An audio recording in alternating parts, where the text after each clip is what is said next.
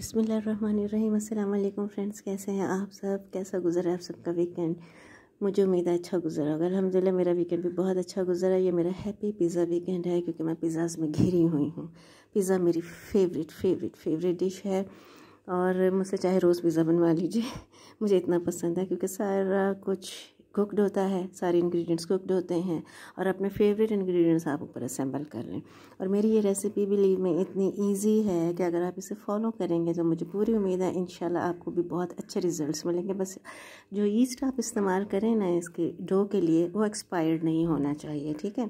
इसकी detail recipe मैंने आपके साथ शेयर की हुई है और मैंने सारे पिज़्ज़ाज जो है वो देगची में बनाए। अच्छा, मेरे पिज़्ज़ा में ये जो वाइट पार्ट देखते हैं ना, ये मेरे बड़े भाई के लिए होता है।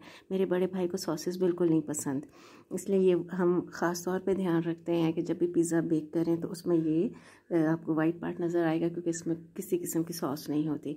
जब आप किसी इंसान के मिजाज, उसके टेस्ट को माइंड में रख के जो भी चीज़ बेक करें या कुक करें ना, वो अच्छी ही बनेगी फिर। अच्छा, ये मैंने इसलिए स्लाइसेस कट के ताकि आपकी तसल्ली हो सके कि क्रस्ट जो था वो कच्चा नहीं था। मुझे वैसे भी थिन क्रस्ट नहीं पसंद, फ्लफ़ी और सॉफ्ट पसंद है। और आप बताइए आपका कैसा गुजरा वीकेंड? अपना ख्याल रखें। अल्लाह हाफिज़।